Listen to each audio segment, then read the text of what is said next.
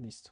Entonces, bueno, otra vez buenas tardes a todos. Ahí vi que entró Daniel.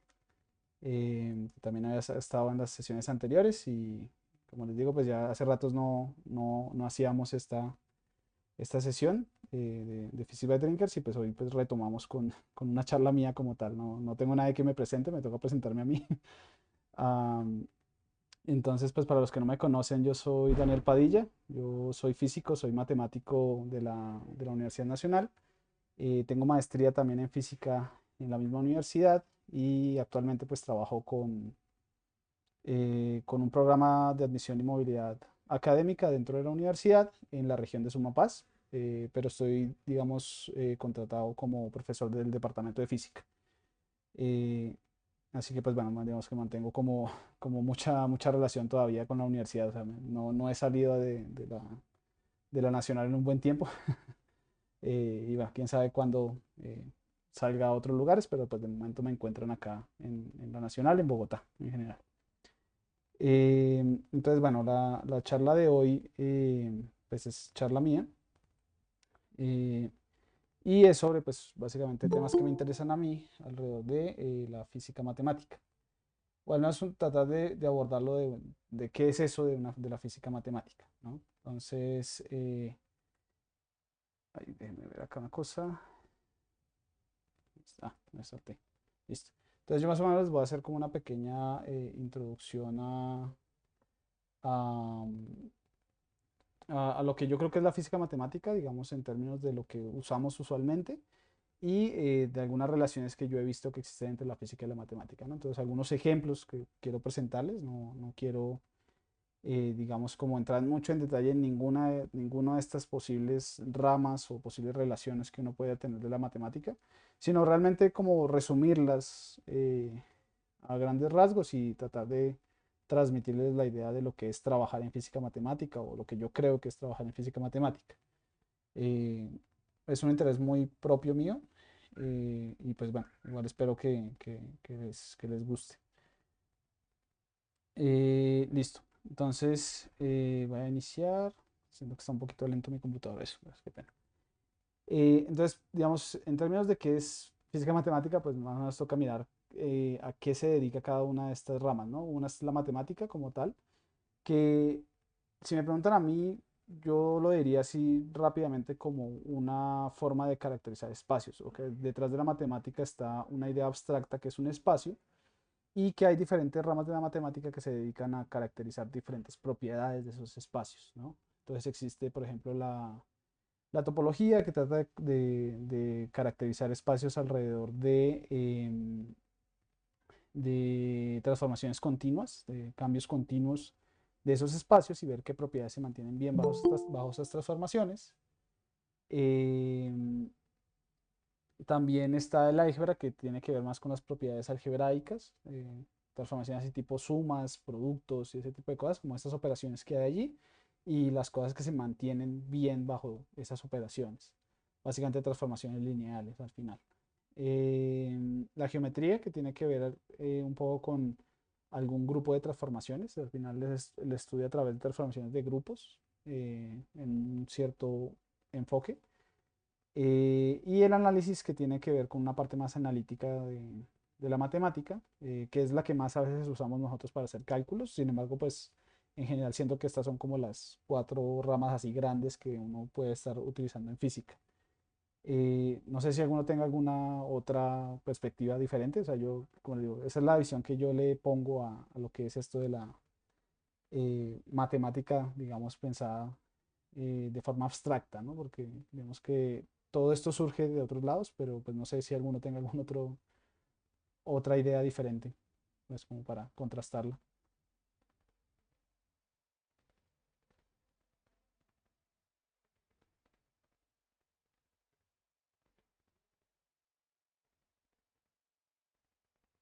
Ya no me verifico, sí está grabando acá, ok.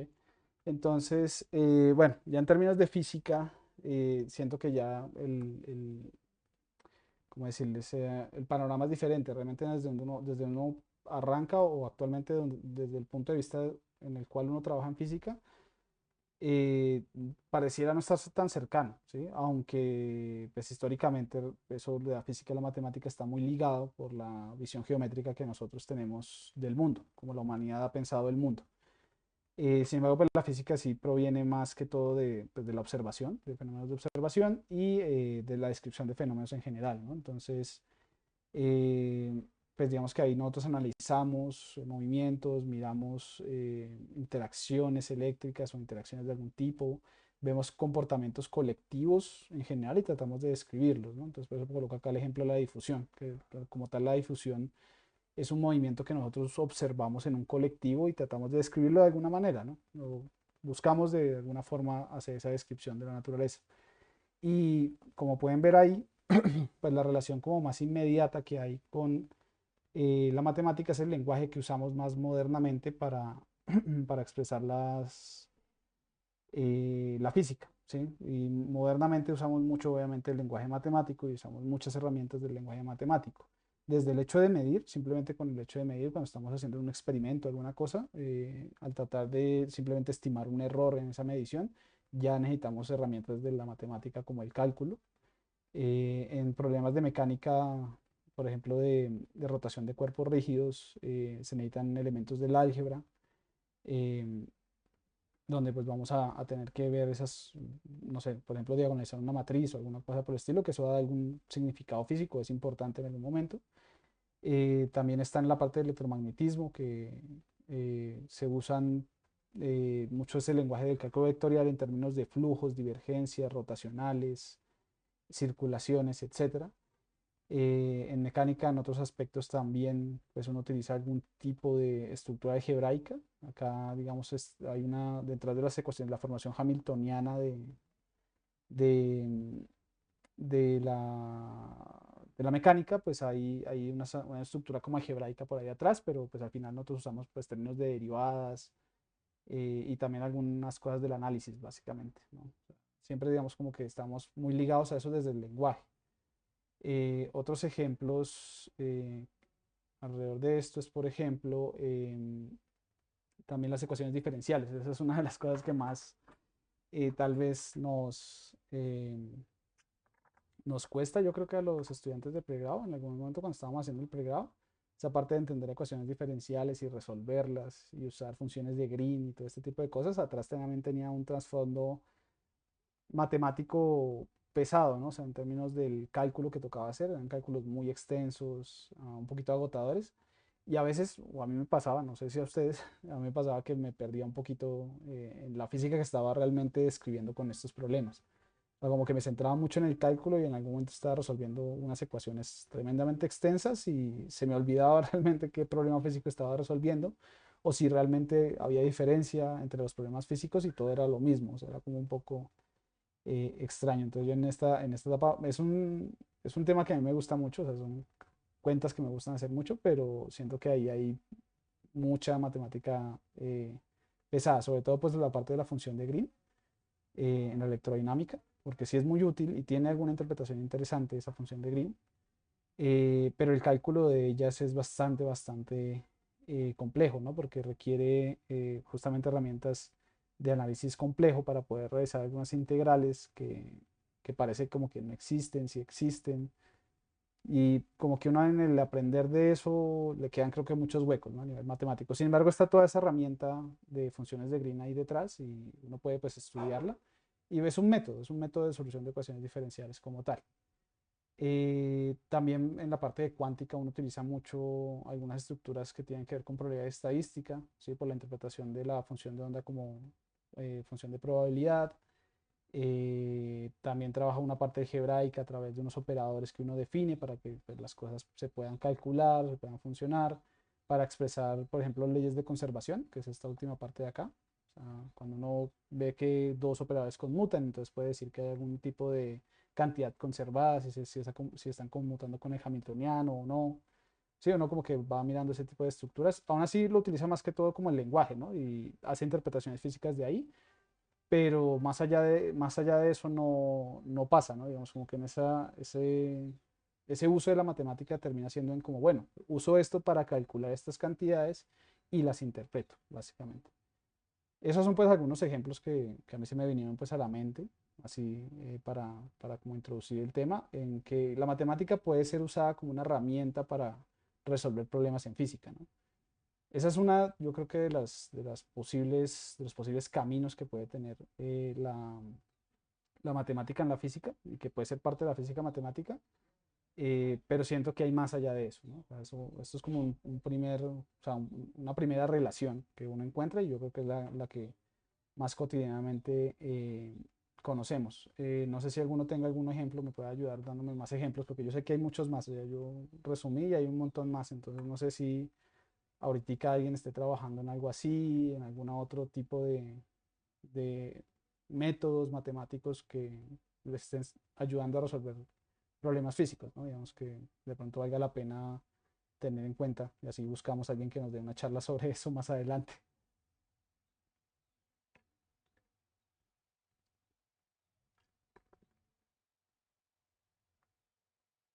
No sé, Pai, de pronto sería interesante discutir cómo en contraste a la física matemática, otras formas de hacer física, como la física computacional, tenemos la física experimental, y no sé, hay como muchas formas de aproximarse a los problemas, pero al final siempre terminamos reducidos a verificar que estas cosas se cumplen, que estas relaciones que encontramos matemáticamente y logramos resolver de alguna manera analítica o computacional o de alguna manera logramos verificar que se cumplen experimentalmente. Eh, no sé, por ejemplo, qué papel juega, por ejemplo, la intuición en todo este proceso, cómo entendemos el mundo más allá, o sea, más allá de lo que los símbolos matemáticos nos dicen y más como de nosotros como seres conscientes que estamos interpretando sin todo el aparataje lógico de la matemática de lo que ocurre en el mundo. Y a veces es muy confuso no sé, como delimitar en dónde funcionan las cosas. Sí, porque igual, o sea, no sé, en la parte experimental uno al final, o sea, esto vale en cierto rango, ¿no? Obviamente no, eso son Sí, siempre aproximaciones y uno no puede decir que esto sea así siempre, sino que uno soluciona problemas. Por ejemplo, con ujú, electrodinamica, sobre todo, ¿no? Porque cuando uno soluciona estas vainas se encuentra unas series enormes y al momento de comprobarlas, pues toca realmente hacer un cálculo. simularlas, porque ni siquiera uno las puede graficar bien. Y esa simulación toca comprobarla experimentalmente y estoy seguro que obviamente no están todos los, o sea, en este lenguaje no está todos los casos posibles, ¿no? Entonces, no sé hasta dónde uno digamos, puede irse uno más allá, ¿no? O sea, puede irse uno más allá de simplemente la herramienta y ver qué puede haber más allá. De pronto con intuición sí, pero no sé, sería interesante, pues yo no sé, pero no, yo no llego a un punto en el cual yo no puedo hacer eso. Ustedes son muy buenos para hacer eso, yo no sé. Por ejemplo, Hernán o muchos otros son muy buenos haciendo eso. A mí me queda muy difícil. Yo me quedo colgado un poquito con eso. Es chévere la parte computacional, ¿no? Porque ahorita hoy en día con la parte computacional podemos como explorar problemas un poquito más difíciles, ¿no? Como más extendidos de estos casos así como tan analíticos de la matemática, ¿no? Y ahí también hay un montón, ¿no? Pues yo, de hecho, sí, yo no puse ejemplos de ningún problema computacional como tal, pero pues todo esto se puede resolver también computacionalmente, pero deben haber problemas exclusivos allá en la parte computacional que uno pueda estar haciendo, pues, para trabajar más en física, ¿no? Para poder explorar un poco más allá de estas ideas como yo las digo analíticas, como muy teóricas. Pues es que yo creo que incluso por medio del mismo uso de las herramientas del análisis numérico, no siempre puede saltar de estas cosas a un problema, digamos, algorítmico, computacional. No sé, y es que incluso hay otras herramientas que son puramente matemáticas que de todas formas hacen referencia a vainas que analíticamente no están, digamos, tan bien definidas como los procesos estocásticos. Y uno puede tener ecuaciones diferenciales estocásticas o sea, y uno puede hacer el tratamiento por medio de, pues no sé, las prescripciones de Stratonovich o de Ito y de todas formas puede llegar a conclusiones analíticas y bueno, al final uno siempre, cuando tiene que calcular un promedio o algo por el estilo, tiene que repetir el experimento muchas veces. pero no sé, yo siento a veces que hay como un puente entre las dos cosas que, en donde se vuelve muy difuso como lo que es analítico y lo que es, digamos, en algún sentido numérico o aleatorio a la hora de calcular las cosas. Pues eso rompe harto, ¿no? Igual, o sea, Sí. porque todas estas y muchas técnicas numéricas son muy dadas a funcionar, pues obviamente cuando no sé, los cambios son controlados y este tipo de cosas, ¿no? Ya cuando las dinámicas se vuelven tan raras, muchas veces no funcionan, ¿no? Yo me acuerdo mucho, creo que sí, de ustedes, de mi grupo de caos. eh, digamos, uno puede utilizar métodos de Runge-Kutta para resolver ecuaciones diferenciales en esos tipos de problemas, pero si usted ponía una cosa muy extraña, ya el Runge-Kutta no le funcionaba, le tocaba hacer otra cosa para poder mirar qué analizar de esos problemas, ¿no? Y de hecho, ahorita cambio con más adelante, de pronto, pues no sé, para retomarle esa idea de los procesos estocásticos, yo siento que ahí uno también puede pensar un poquito la matemática, o sea, la herramienta un poco más abstracta o las estructuras más abstractas de la matemática para poder a ver si uno puede crear una herramienta que le sirva, ¿no? O sea, ahí es el otro camino que yo creo que existe en esta parte de la matemática. No solo, digamos, las herramientas que ya existen, sino realmente en entenderlas de fondo del por qué funcionan y eso de pronto hacia dónde nos pueda llevar, ¿no? O sea, realmente la matemática tiene en investigación a ser muy abstracta, ¿sí? Y ya no es tan práctica como esto. Este es un tipo de matemática más aplicada y hace parte de lo que uno podría denominar física matemática. Uno podría dedicarse a ello. Sin embargo, siento que hay otro camino. O sea, hay otro camino que podría ayudar a responder esas preguntas como las que pone Nicolás. ¿Sí? Es, bueno, uno qué haría en un proceso estocástico donde ya de pronto las derivadas también que uno está tomando no sé, pueden cambiar en el sentido de que no es una derivada normal, sino otro tipo de derivada, pero qué reglas tiene eso y cómo construir todos esos aspectos. De pronto, por ese lado, también hay matemática y física que se puede relacionar con esa matemática, que es un poco más abstracta, pero creo que igual se puede aterrizar en algún problema físico. Ese pues es parte del mensaje que quiero darles a continuación, entonces me parece bien ahí lo que dijo Nico. ¿Alguna otra cosa, alguna otra idea que quiera discutir?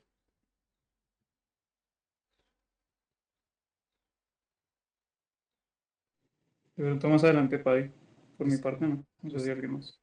listo, vale. Entonces, sí, pues justo como siguiendo con lo de Nico, eh, digamos que lo que les dije inicialmente, lo que yo entiendo como matemáticas, digamos, lo que uno hace más que todo como matemático, es estudiar espacios a través de ciertas propiedades, ¿no? Entonces puede trabajar espacios a través de propiedades de separabilidad de los espacios, si uno puede separar puntos, si uno puede conectar puntos a través de caminos, si uno puede como compactar los espacios, mantenerlos como finitos, que esa es la propiedad de compacidad, que son espacios finitos entre comillas.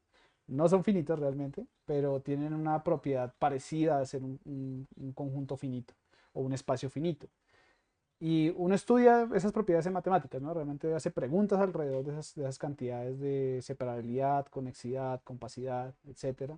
En geometría también uno hace preguntas alrededor de eso, pero digamos como que todas las herramientas anteriores que mencioné, pareciera que no tuvieran nada que ver con eso, ¿sí? Entonces es como que la matemática que uno usualmente usa en física parece ser muy superficial, ¿sí? Y como que los matemáticos están allá en su trabajo de abstracción y realmente lo que sirve de ellos pareciera ser poco, ¿no? Digamos que a veces siento que pasa eso, de cuando uno ve mucha matemática también en la carrera de física, resulta uno viendo que es una matemática muy alejada de lo que uno podría hacer y no sé, pocos se animan mucho a seguir estudiando matemáticas o alguna cosa. Se quedan ya en los problemas físicos y tal vez en usar las herramientas matemáticas que existen y las que van apareciendo, pero pues ya como que uno no se mete más en ese problema y se siente la matemática muy lejana, aunque uno usa mucho ese lenguaje, ¿no? O sea, uno usa mucho el lenguaje de matemáticas y física. Eh, realmente sí hay un más allá, o sea, sí hay un más allá de esas herramientas, ¿no? Y pues yo les quiero mostrar unos ejemplos en particulares donde creo que uno puede ver esa estructura. Un primer ejemplo de esto es lo que se conoce como los operadores pseudodiferenciales, que son abstracciones de los operadores diferenciales que nosotros usamos. ¿En qué contexto, digamos, aparece eso? Casi en toda la física, porque van a tener que ver con los operadores diferenciales que modelan casi toda la física que nosotros describimos y que estudiamos en general, ¿no? Entonces acá es un pequeño contexto hablando de cualquier teoría física que se pueda construir a partir de un principio de mínima acción. Eso ya en sesiones pasadas de acá, de Physics by Drinkers, ya hemos hablado un poco de eso. Creo que, ¿quién fue el que habló de eso? Diego Velosa, ¿no? Dieguito creo que fue el que habló de eso un poco, de esa teoría de mínima acción. Y pues al final, digamos, uno obtiene ecuaciones dinámicas, ecuaciones diferenciales para resolver su problema a través de ese principio de mínima acción, ¿sí? Sin embargo, para poder obtener esas ecuaciones bien, uno tiene que tener una estructura detrás, por ejemplo, del espacio-tiempo. Hay que pedir una estructura de covarianza en particular. Y segundo, que es el punto que a mí más me importa, uno siempre dice en física que los campos que están describiendo mi fenómeno tienen que ser bien portados. Y escucha mucho esa palabra bien portados, suaves o cosas de ese estilo, ¿no? Eh, y realmente uno queda, bueno, ¿y eso qué es? ¿No? O sea, ¿qué es es eso de ser bien portado? El otro aspecto que dije de la covarianza, esa es otra parte de la física matemática que se puede estudiar, que tiene una relación con la geometría diferencial y con estructuras en variedades, que eso también es como uno de los primeros acercamientos que uno tiene a esa matemática, la física matemática un poquito más abstracta, pero que tiene realmente relación con algo físico, ¿no? Y está todo el problema de la relatividad y todo lo que usan allá. Entonces ahí, digamos, hay un punto interesante, pero yo me voy a centrar más en el otro aspecto, que es el aspecto de funciones bien portadas, ¿no? O que los campos son bien portados. Realmente eso qué significa, eso qué puede significar realmente y si tiene incidencia sobre una estructura matemática o no, o simplemente es un nombre por darle un nombre a eso, ¿no? Y les boto la pregunta a ustedes, pues ya creo que es una pregunta que he lanzado anteriormente, pero me parece como importante igual también escuchar si alguno tiene alguna idea de qué es eso de bien portado, o sea, de qué es un campo bien portado.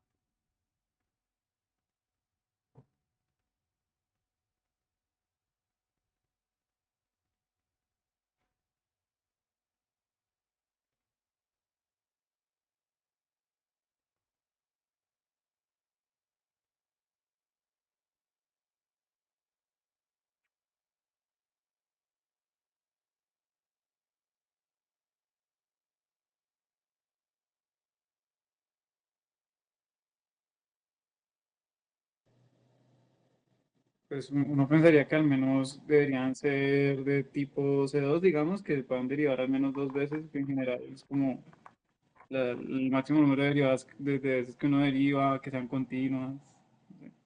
Ah, porque por lo que la mayoría de ecuaciones diferenciales que uno utiliza son de segundo orden, ¿no? Sí, Sí, casi pues siempre. supongo que depende de pronto un poquito del problema, pero en general yo creo que es por ese lado. Sí, pues esa es una característica que uno esperaría de esas como tal. Pero pues realmente, pues para que fuera así como en general, no. Además que, por ejemplo, o sea, uno dice listo, que sea bien portado y pues yo siempre pongo el ejemplo en la electrodinámica. La electrodinámica, digamos, las ecuaciones que uno resuelve son ecuaciones o de onda o ecuación de Laplace o ecuación de Poisson y esas son todas ecuaciones de segundo orden, todas son de segundas derivadas en todas las coordenadas del espacio-tiempo, ¿sí? Entonces de pronto uno diría, listo, si son suaves, entonces exijo que al menos sean, tengan derivadas de segundo orden, ¿sí? Que al menos tengan eso. Pero cuando uno mira, por ejemplo, a través de la ley de Gauss, ¿qué pasa con una carga puntual? La carga puntual, por, por la característica de ser puntual, pues no tiene un volumen definido, su volumen es cero. Entonces cuando uno calcula la densidad de carga, esa densidad de carga pues es infinita, ¿sí? Que esa es digamos, como la idea de esa distribución, que justo en ese punto la distribución se hace infinita. Y eso diría, según pues, la ley de Gauss, que la divergencia del campo eléctrico es igual a infinito. Eso quiere decir que sus derivadas, porque esto es un operador diferencial, sus derivadas pues divergen en un punto del espacio. Entonces uno dice, bueno, pero no que yo quería que fueran suaves, no que son funciones suaves. Entonces yo realmente, ¿qué es lo que tengo que pedir de esas funciones? ¿Sí? Y digamos que la respuesta a eso está en la noción de distribución, en la teoría de distribuciones, que son extensiones de las funciones, perdón, se me fue acá un clic sin querer, Son extensiones de las funciones considerando un tipo de localidad de la función, ¿sí? No solo ver la función puntualmente, digamos, ver la distribución, por ejemplo, de una carga puntual como lo que es en un punto, sino ver cómo se comporta alrededor y cómo eso afecta a otras funciones a su alrededor, como ver el entorno de las funciones. Esa es mi descripción básica de ese problema de las distribuciones. Realmente ahí hay una matemática un poco abstracta, y que tiene tanto elementos topológicos como geométricos detrás, y también analíticos en espacios métricos, bien interesante. Pero pues la idea básica es como olvidarse un poquito de esa noción de las funciones y pedirle que tengan un cierto comportamiento local. Y eso nosotros típicamente en física lo hacemos, ¿sí? Porque cuando estamos resolviendo una ecuación diferencial como esta, ¿sí? O tratando de resolver la ecuación de la ley de Gauss o utilizar la ley de Gauss para algo, nosotros necesitamos información de la localidad de la distribución o del sistema, ¿no? Generalmente lo que nosotros llamamos como poner condiciones de frontera a los problemas, ¿sí? Entonces, eso se hace, o sea, eso nosotros lo hacemos, y pedimos que las funciones tengan cierto comportamiento en las fronteras, ¿no? O sea, típicamente uno pide, por ejemplo, funciones de este estilo, ¿no? Funciones que sí son como suaves, pero es que además tienen ese comportamiento de caer hacia infinito. Y eso es, para mí es una imposición muy física, en el sentido, por ejemplo, de que la interacción electromagnética no ocupa todo el espacio, ¿sí? Ella va desapareciendo poco a poco, pues según la ley de Coulomb, pues básicamente bajo la inversa de un polinomio. ¿Sí? Entonces va como uno sobre r cuadrado, sobre la distancia del cuadrado. Entonces es como que una imposición que uno desde la fenomenología la tiene, y ese tipo de imposición en particular, eh, digamos, establece que esto de la idea de distribución esté bien, porque de hecho la idea de la distribución son justamente funciones que son suaves, por un lado, o que actúan sobre espacios de funciones suaves, y que tienen un cierto soporte compacto, se llama eso, realmente que tienen una cierta extensión finita, ¿sí? Eh, que se ven como algo de este estilo. Esta gráfica de acá es una gráfica gaussiana, ¿sí? Eh, y es una función de distribución, en el sentido formal de la palabra, de ser una función de distribución que actúa en su localidad y actúa sobre funciones alrededor de su localidad. ¿Sí? Entonces la delta de Dirac, que es la otra que es otra función de distribución, también hace lo mismo, y permite, digamos, medir características alrededor de ese punto, como características como la carga, por ejemplo. Entonces, como que esa idea de condiciones de frontera, que como yo a mí me parece muy física, tiene una incidencia en una característica eh, matemática, una estructura matemática, sobre todo de los campos que uno utiliza para describir los fenómenos, ¿no? Cuando uno escribe la idea de campo, o sea, cuando uno escribe lo que yo puse acá anteriormente, que es este sigma sub i, esos sigma sub i, uno siempre dice en física son campos, pero uno no se pregunta esos campos en qué tipos de espacios están contenidos. Una respuesta, digamos, una formulación desde la matemática es justamente que son espacios contenidos campos o contenidos en espacios de distribuciones.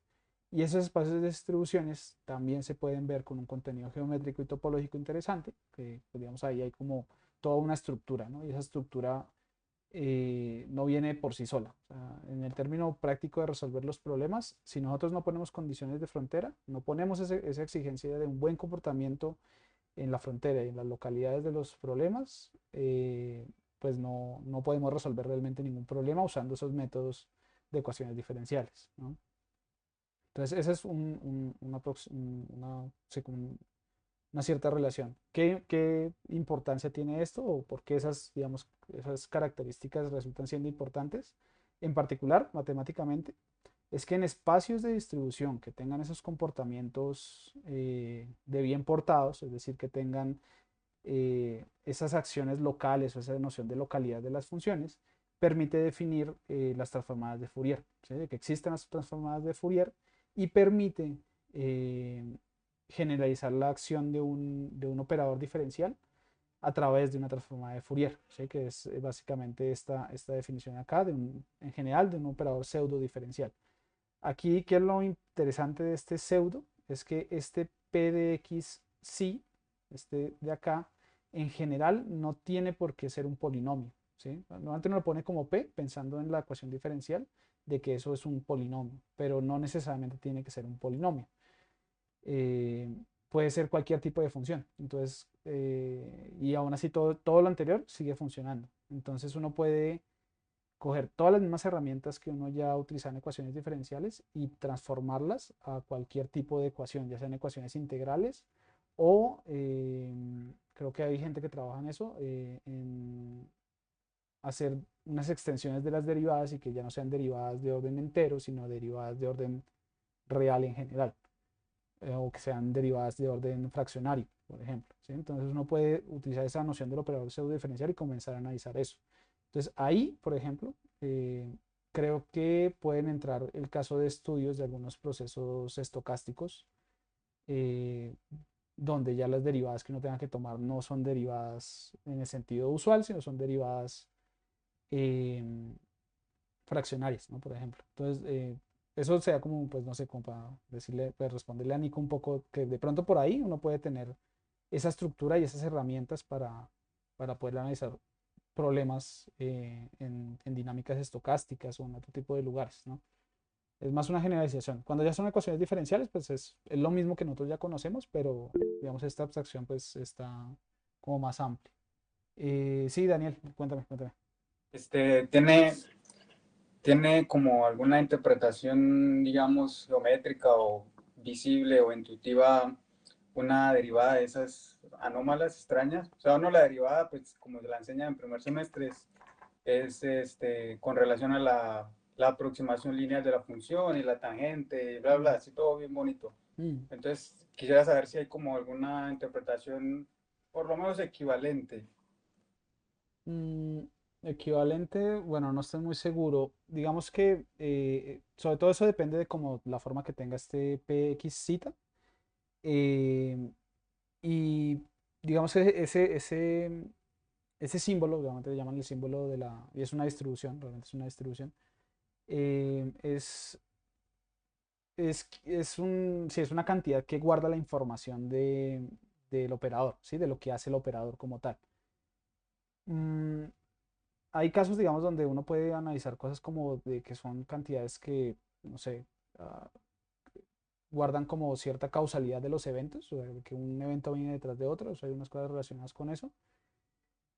Pero ya hasta el nivel, digamos, de verlo, eso, que es como una derivada de algún tipo, se me escapa realmente si puedo yo decir algo ahí. Uno sí puede coger de este símbolo como tal, ver comportamientos asintóticos y tratar de analizar que el operador diferencial actúa parecido a alguien, ¿no? De hecho, en física estamos muy interesados en los operadores que son elípticos, los que son pseudo diferenciales con una propiedad de elipticidad, porque esos son muy parecidos al laplaciano. Entonces hacen cosas muy parecidas a- al operador laplaciano, ¿sí? Entonces uno sí puede ver eso analizando un poquito comportamientos asintóticos, pero depende muchísimo del tipo de operador. Así que en general, no sé, tocaría mirar el caso particular y analizar si en ese caso se puede interpretar. Ok, gracias. Listo. Entonces, pues como digo, una de las propiedades en particular que tienen estos operadores es que si vienen de un campo que tiene un soporte compacto, que tiene una estructura finita, al aplicar el operador, esa estructura sigue siendo compacta, sigue siendo finito. ¿Sí? Digamos, eso es importante porque pues, no se sale del espacio que uno está estudiando en particular. Y muchos de los operadores, que más adelante voy a mencionar un poquito sobre ellos, son justamente esos operadores elípticos, ¿no? que tienen un comportamiento parecido a los laplacianos, ¿sí? Aunque el laplaciano tiene una interpretación geométrica que ahorita se me escapa, tiene que ver con un promedio tomado en el centro, o sea, perdón, un promedio local alrededor de un punto, algo así es una medida de eso, más o menos es el laplaciano, pero ahorita no recuerdo muy bien esa interpretación. No sé si alguien se acuerda, me ayuda porque no recuerdo exactamente cómo se interpreta el laplaciano. En el caso de una ecuación diferencial, el símbolo principal simplemente corresponde a un polinomio, que eso es lo típico que pasa cuando uno toma una transformada de Fourier de una ecuación diferencial, que uno transforma el problema de una ecuación diferencial a un problema polinomial, un problema algebraico. ¿Sí? Eso es el caso pues, de una ecuación diferencial. Las otras ya serán otro tipo de funciones y tocará pues, hacer pues, métodos para analizarlas en particular. Pero bueno, ahí digamos está esa herramienta de esos operadores pseudodiferenciales y todo lo que está detrás de ellos. Hay bastante, digamos, que estudiar alrededor de eso y su conexión con física. Yo creo que ahí hay bastante tema en particular. Hay Eh, una sí, preguntita de pronto para evitar confusiones para mí y de pronto para otros. En este contexto, ¿qué entendemos por una distribución exactamente? Porque tengo entendido que esto es más como un concepto geométrico, más que una distribución en el sentido funcional de la teoría de la probabilidad. sí, sí, es diferente, es diferente. Acá, aunque pues, digamos que la distribución en probabilidad también habla como una cierta extensión, de que cuando uno tiene un promedio, pues uno no habla de un promedio, sino de cómo se distribuyen los datos alrededor de un promedio. Sí, pero es como Eh, un caso particular de eso. sí, sí, es un caso particular. Pero acá formalmente una distribución es un funcional, de hecho, es un funcional que transforma funciones en números reales. Es decir, son cantidades que permiten medir características de funciones. ¿Sí? Yo digo medir en el sentido, por ejemplo, de tomar la distribución de la delta de Dirac y de poder, digamos, a través de la delta de Dirac, no sé, determinar la carga de algo, ¿sí? Cuando uno aplica la delta de Dirac a la función 1 o a la función q, por ejemplo, que es la función constante, pues uno obtiene justamente a q, que es el valor de la carga, ¿sí? ¿En dónde? En el punto donde esté. Entonces, cuando uno, digamos, aplica esas distribuciones, lo que está haciendo es como encontrando características de muchas funciones alrededor de un punto. Entonces, formalmente simplemente son funcionales que van desde un espacio de funciones a los números reales y el espacio de funciones cumple dos características. Una que son funciones suaves, esas sí son funciones suaves, y dos, o sea, suaves en el sentido de que son infinitamente diferenciables, y dos, que tienen esta característica de ser compactas, de que su dominio, el dominio donde las funciones son diferentes de cero, es pequeño, ¿sí? Realmente es compacto, pero quiero mantener, digamos, la palabra compacto como un sinónimo de pequeño, un sinónimo de finito. Aunque pues, la propiedad topológica es diferente, no sabemos, no es que sea exactamente eso, pero es una generalización de esa idea, ¿no? Entonces son funcionales que actúan sobre funciones suaves con esa idea de soporte compacto, ¿sí? Donde toda la información está localizada de alguna manera. Entonces, eso es una distribución, digamos, en este sentido, ¿no? O sea, en todo esto de operadores pseudodiferenciales, eso es una distribución y más o menos parece ser o tiene, digamos, como coherencia con lo que sería una distribución de probabilidad, ¿no? Porque las distribuciones de probabilidad también tienen esos comportamientos.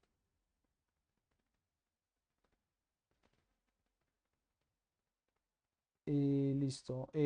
Vale, ese era un ejemplo. Ese era un ejemplo. No sé si tengan preguntas, otras preguntas del anterior ejemplo.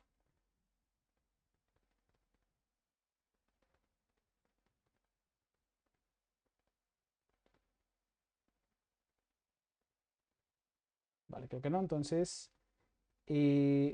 otros posibles ejemplos es uno que yo hice o que yo trabajé en mi pregrado en matemáticas. ¿Sí? Es un trabajo que ya se realizó hace mucho tiempo, pero pues yo lo quise estudiar a ver qué tal, porque pues justamente vi que tenía algunas relaciones con la física matemática y era un tema a través de las nociones de renormalización y regularización, que más adelante pues voy a tratar de explicar qué es eso, digamos, en física, ¿no? Que son esas dos palabras que uno también como que típicamente ya cuando uno se acerca a temas de investigación escucha esas palabras, pero suenan muy raras y, no, y tal vez uno no encuentra una definición muy clara en libros de texto, ¿no? Entonces es como una versión.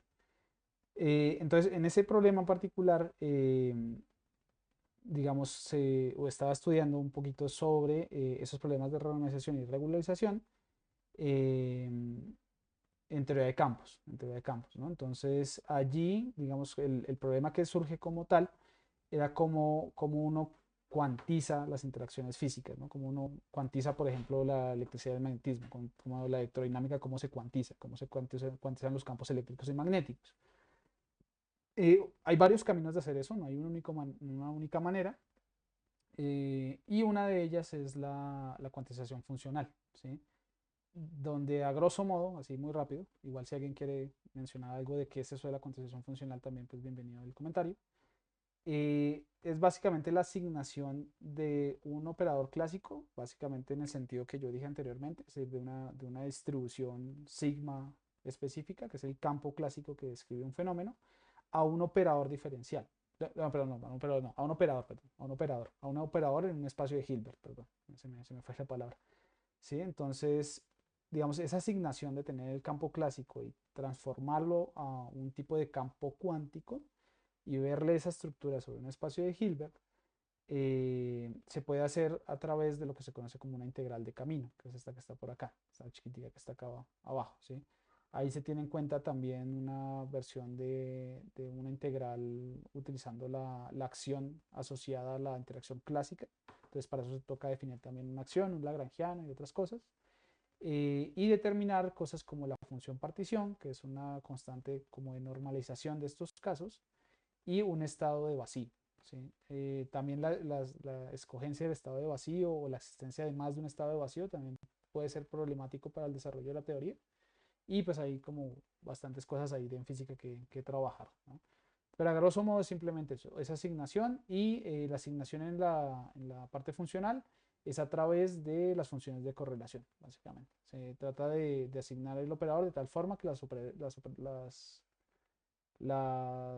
funciones de correlación de ese problema se calculen de esta manera o correspondan a estas cantidades, ¿no? Que son unas integrales de camino, que es una suma ponderada de los posibles caminos o las posibles variaciones que puede sufrir los campos en todo el fenómeno. Eso es más o menos así, a grosso modo, la esta. ¿Qué problema hay con eso? Que cuando uno trata de cuantizar esas interacciones, las interacciones físicas, al hacer una teoría perturbativa de esa interacción, uno se encuentra con fenómenos como este, donde hay unos ciertos loops dentro de las interacciones, y esos loops, cuando uno calcula la probabilidad de esos procesos o las funciones de correlación en esos procesos, esos valores típicamente van a dar infinito, ¿sí? Entonces uno dice, bueno, pero yo arranqué de un problema físico que sé que pasa, sé que ocurre, pero estoy obteniendo un infinito, una divergencia, ¿sí? Entonces es como, ¿qué pasó ahí? ¿Sí? ¿Qué está pasando? ¿Será que mi teoría está mal? ¿Será que estoy haciendo algo mal? ¿Qué puedo hacer, no? Entonces es algo que típicamente pasa en la parte de cuantización funcional, vista desde un punto de vista perturbativo, viendo las perturbaciones del espacio, ¿no? ¿Hay alguien de pronto que sepa más del tema, que quiera dar algún comentario adicional? O sea, para mí esto es un resumen corto.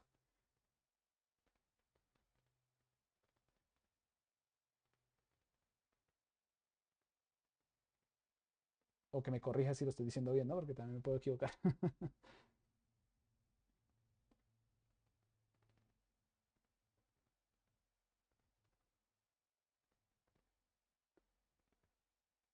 Bueno, entonces digamos que uno ya digamos que hizo esa asignación, trató de hacer esa cuantización, y cuando estaba usando esa cuantización, lo que se encontró fue con una divergencia, ¿sí? Digamos, reducir esa divergencia o de esos tipos de procesos, calcular unas cantidades finitas, es el proceso que uno conoce como la regularización, ¿sí? Entonces, cuando uno tiene procesos de ese estilo, uno regulariza las cantidades, esas funciones de correlación las regulariza y obtiene un valor finito.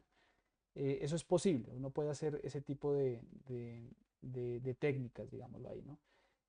Una de las más usadas en este contexto es lo que se conoce como regularización dimensional, y es que uno calcula, digamos, el mismo proceso, la misma cantidad, pero ya no en una dimensión del espacio-tiempo, por ejemplo, igual a 4 si uno está viendo espacio y tiempo en una sola estructura, sino que se sale de esa dimensión.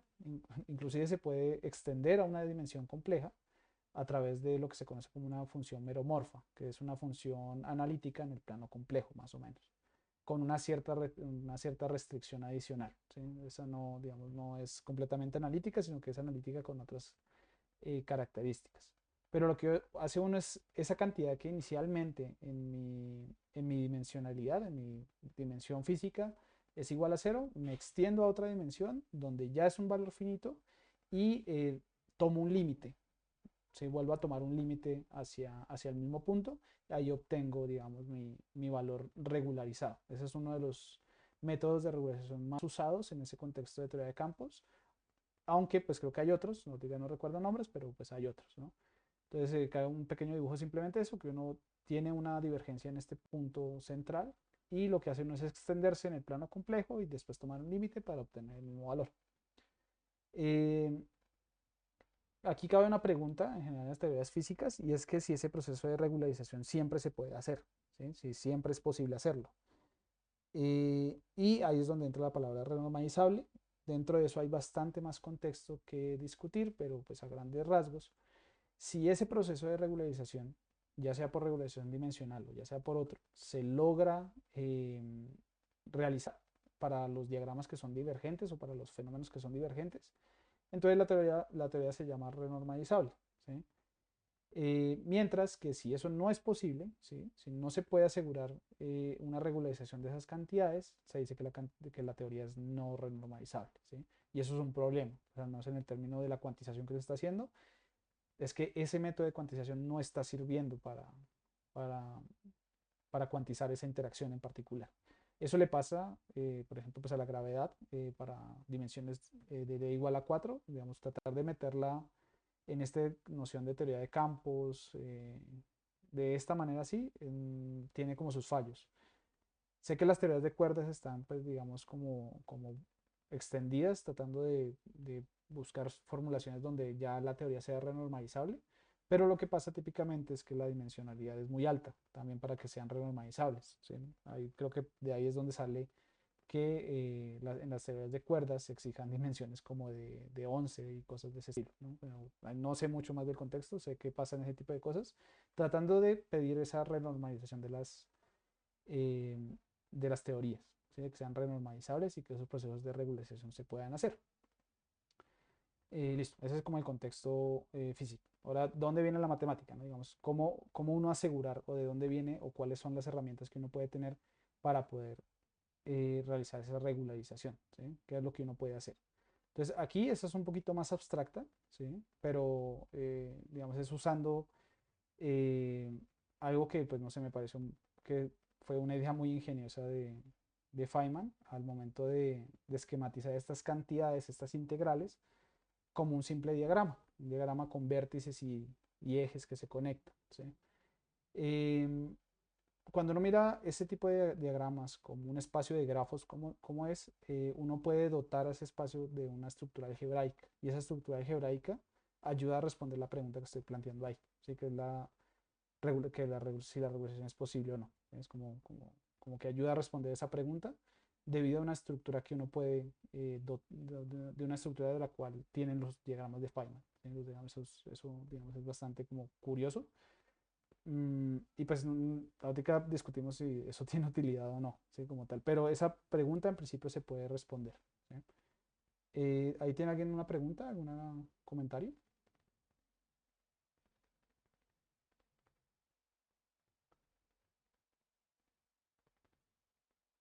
Vale, entonces acá viene una parte feita. Pero perdón los que no están acostumbrados con estos diagramas. Eh, pero pues digamos que esa estructura algebraica que uno puede lograr obtener de los diagramas de Feynman son estructuras que en principio son no conmutativas, son estructuras algebraicas donde operar, digamos, los diagramas vistos como diagramas son cosas que no son conmutativas. En general estos diagramas acá no se pueden conmutar tan fácilmente o no todos son digamos que se pueden conmutar, que uno pueda mover sus partes a otros lugares del diagrama y que siga significando la misma cantidad. Eso no es posible. Y una de las estructuras que sale, o que uno puede dotar dentro de ese espacio de diagramas, es lo que se conoce como una álgebra de Hopf, ¿sí? Que es una herramienta muy tal vez básica en el sentido de la geometría no conmutativa. Básicamente las álgebras de Hopf, son estructuras que tienen estructuras de álgebras, de una coestructura llamada coálgebra y una conexión o una relación de coherencia entre esa estructura algebraica y esa estructura de coálgebra. Cuando uno habla de álgebras, básicamente habla de que existan funciones que son productos, que uno puede hacer productos y que tengan propiedades de asociatividad. Este diagrama que está acá es básicamente la propiedad de asociatividad de un producto en un álgebra. La coálgebra es una coestructura asociada a esa y lo que se conoce como antípoda es una cosa que conecta ese producto y lo que se conoce como un coproducto dentro del álgebra. ¿Sí? Lo coloco ahí por si alguien de pronto después quiere estudiar más el tema, no quiero entrar mucho ahí, entonces digamos, existe esa estructura, ¿no? ¿Qué utilidad tiene armar esa estructura ahí que se ve un poquito engorrosa? Es que existe algo dentro de esas funciones o dentro de los diagramas que se conoce como una descomposición de Birkhoff, ¿sí? Y es que uno puede tomar un diagrama, que sería un phi, ese phi lo puede uno descomponer, ¿sí? En dos partes, en un diagrama que tiene un comportamiento divergente y un diagrama que tiene un comportamiento convergente, ¿sí? O que justamente es el valor regularizado, ¿sí? Esta descomposición de Birkhoff y el teorema asociado a ella no solo dice que existe ese valor regularizado, sino dice cómo calcularlo, ¿sí? Dice cómo se calcula. Normalmente es un cálculo ¿cómo se dice esto? Eh, Sucesivo, no sé, como que uno va en un orden en particular y con el orden anterior calcula el siguiente orden, después el siguiente, después el siguiente, después el siguiente, ¿sí? Entonces, en parte esa descomposición, digamos, ya le dice que sí se puede hacer la regulación dimensional en ciertas ocasiones, eso tiene que, digamos, ocurrir siempre y cuando uno pueda asegurar esta estructura de álgebras de Hopf, y que pues el valor regularizado es este en particular, ¿no? Digamos, como que le dice a uno cómo calcularlo. El problema mío que tenía con ese es que yo no sé qué tan práctico sea toda esta estructura, ¿no? Sé que mucha gente que se dedica a trabajar este tipo de problemas, de regularizar cantidades enteras de campos para obtener justamente valores de observaciones medibles, em, pues lo hacen de otra manera. Ellos llegan eventualmente a las cantidades, a las expresiones, hacen correcciones a uno, dos, tres loops de, de los diagramas y pues obtienen los valores, ¿no? Pero no sé si ellos usen estas herramientas o les interese usar este tipo de herramientas. Realmente este resultado es un resultado más o menos viejo y yo no he visto que lo usen como tal, ¿no? Entonces quedo con la duda de si meterse con este tipo de temas es un poco muy engorroso o no. O sea, ahí como que queda, ¿no? Sin embargo, planteo simplemente la relación que existe entre ese problema de la regularización y, por ejemplo, estructuras no conmutativas, ¿sí? Por ahí hay un camino de conexión en física que uno puede trabajar si quiere hacer física matemática, ¿no? O sea, preguntarse esas estructuras no conmutativas, cómo se relacionan pues con algún problema físico en particular. Entonces yo dejo esa pregunta ahí porque no sé muy bien si uno la puede trabajar o no, si uno puede, si vale la pena usar este método prácticamente. O sea, si usar esa descomposición de Birkhoff es útil o no en el sentido práctico de la investigación. Eso sí, no estoy muy seguro. Listo. Y por último, tengo un ejemplo sobre aislantes topológicos. ¿Sí? Tengo un ejemplo sobre aislantes topológicos donde también, digamos, hay unas ciertas preguntas a nivel matemático digamos, donde podría uno también tratar de ver si la matemática o las estructuras matemáticas pueden darle respuesta a esas preguntas, ¿no? Entonces, como una introducción, los eventos topológicos son materiales que presentan un estado metálico en su superficie, como en su borde, y ese estado se dice ser protegido topológicamente en el sentido que es como robusto ante perturbaciones, o sea, ante perturbaciones del interior del material. Si uno lo cambia un poquito, o sea, cambia un poquito la estructura del material, ese estado se mantiene, sigue siendo el mismo. ¿Sí? Y eso se conecta con topología por la idea de que se está haciendo un tipo de transformación continua y esa característica del estado metálico se mantiene igual.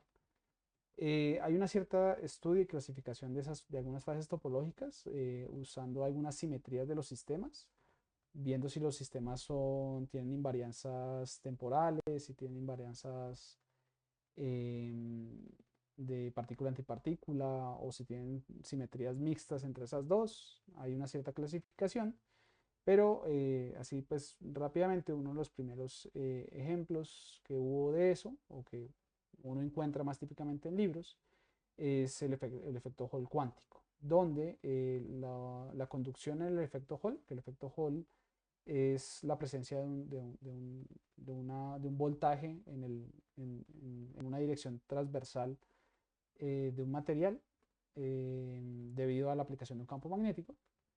Digamos, esa conductancia o esa conductividad, perdón, resulta cuantizarse para ciertas temperaturas o para ciertos materiales inclusive también. Entonces, esa cuantización está relacionada con una cantidad geométrica que se llama la fase o la curvatura de Berry. ¿Sí? Esto también, esa curvatura de Berry también aparece en otros contextos en propagación de, de- de otros sistemas, pero pues acá, digamos, aparece en ese sentido, de que hay una cierta cuantización de- de los niveles de conductividad, digamos, eléctrica, eh, y pues parece que esa característica de la fase de Berry tiene un sentido topológico, ¿sí? O al menos esa es la conexión que dan. Sin embargo, una pregunta que yo siempre me hago en este contexto es que, como dice ahí, eso es una curvatura. La curvatura en los espacios es una propiedad geométrica, es una propiedad geométrica. Y uno puede construir una eh, formulación geométrica de la fase de Berry a través de las nociones de un haz fibrado.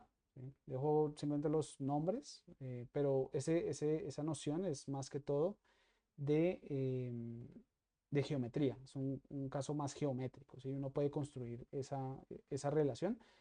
Construir esa relación también es parte de la física matemática, ¿no? Digamos, como ver realmente qué significa esa fase de Berry que uno calcula de algunos aislantes topológicos en términos geométricos. Uno puede verlo, puede ver que es una conexión, es una conexión de un haz fibrado, perdón, de un haz fibrado, pero pues hay unos ciertos elementos. Tiene que uno tener en cuenta el espacio de Hilbert del sistema que uno está, digamos, estudiando. Tiene que tener en cuenta un grupo de simetrías en ese espacio, un espacio de parámetros. Tiene que ver varias cosas para poder construir esa interpretación.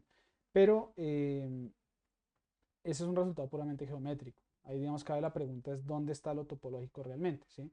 Si uno mira esta construcción, topológicamente no tiene mayor cosa, o sea, es realmente un resultado puramente geométrico y la topología queda como volando, ¿sí? Entonces, uno de los posibles caminos que uno puede tomar para poder explicar esa noción topológica de las fases, ¿no?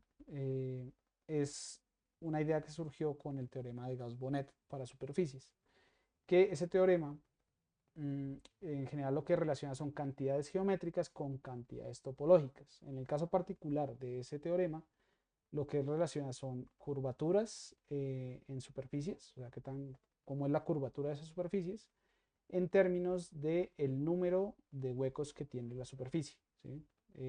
O de la característica de Euler que tiene esa superficie. Aquí el G que aparece acá, me faltó un 2 acá, me equivoqué, me faltó un 2 acá, es el número de huecos que tiene la superficie.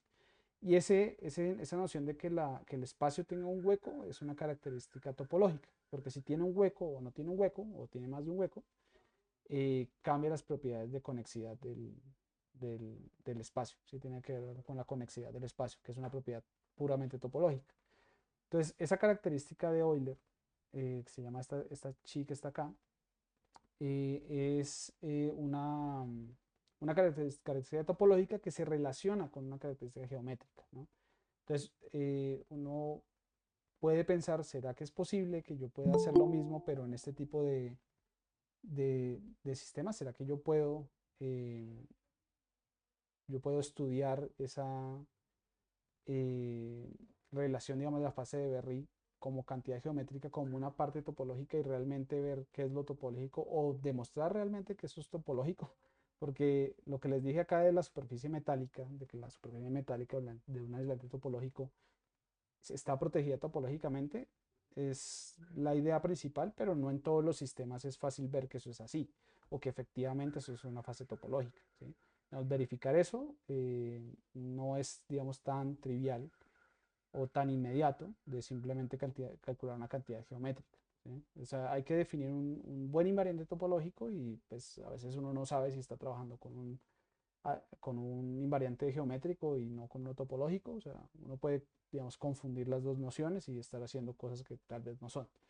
Entonces ahí hay como una pequeña bruma que normalmente está alrededor de ese tema y una posible respuesta, o sea, una posible conexión hacia la parte de, de invariantes topológicos, es lo que se conoce como la teoría del índice de Atiyah-Singer, ¿sí? O de Atiyah-Patodi-Singer en general. ¿Sí? Aquí lo que se hace es relacionar algún tipo de índice, que es una cantidad que se puede calcular de operadores diferenciales, que pueden ser operadores diferenciales asociados a los fenómenos, con cantidades topológicas, ¿sí? Eh, entonces lo voy a dejar simplemente así porque realmente no, digamos, de esto voy a hablar más profundamente en otro seminario que voy a dar el 5 de junio. Es otro seminario que voy a dar sobre este tema, que ya es como más, como aún más al fondo de qué es todo esto, ¿sí? Y cómo tal vez por ahí hay una relación entre esos invariantes geométricos y cantidades topológicas, ¿no? Aún queda un poquito lejos la interpretación realmente de físicamente esto qué significa y si esto también me puede dar alguna herramienta para poder identificar fases topológicas de una manera práctica, ¿no? O sea, la matemática es algo abstracta, pero tiene una cierta relación y puede tener una cierta incidencia sobre el estudio de un fenómeno físico en particular, ¿no? Entonces, digamos, esta es otra perspectiva. Como les digo, quedan como muchas preguntas abiertas, pero pues lo que quería presentarles era eso, ¿no? Que esa parte como abstracta de la matemática, que va más allá de los simples cálculos, existe y tiene relevancia en física, o hay problemas donde esa se presenta, ¿no? Entonces, trabajar en física matemática también involucra no solo los métodos que uno utiliza, sino también toda esta parte como de relaciones y conexiones entre conceptos topológicos, geométricos, algebraicos, analíticos, con algún fenómeno físico. La cuestión es construir ese tipo de relaciones realmente que se puedan realizar y que sean aplicables a un sistema real, ¿sí? Ese es, digamos, como el reto que queda ahí. Y en algunos casos se puede, ¿no? Por ejemplo, el caso de la parte de la regulación dimensional, sí se puede, o sea, se puede usar y da, o sea, uno puede calcular cosas de ahí. Eh, y le asegura a uno que siempre puede calcular cosas de ahí, siempre y cuando uno asegure una cierta cantidad de cosas, ¿no? Si uno no asegura eso, pues van a haber más problemas y seguramente ahí uno podrá seguir estudiando qué excepciones a las reglas hay o qué estructuras generalizadas hay para abordar esos problemas, ¿no? Entonces ahí, digamos, quedan bastantes cosas por trabajar, pero pues son algunas perspectivas que puede uno ver para trabajar en física matemática, ¿no? Si quieren referencias sobre los temas para operadores pseudodiferenciales y esto de la teoría de Atiyah-Singer, están estos dos libros que yo anteriormente ya había recomendado en otra charla.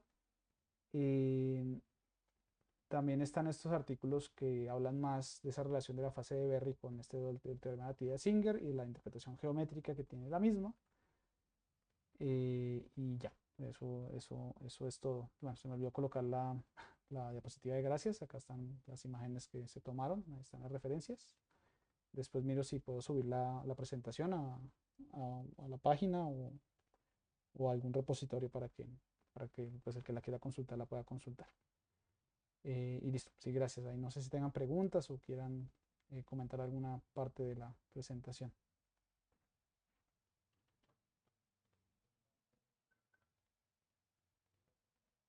Respecto a lo que decía de la fase de Berry,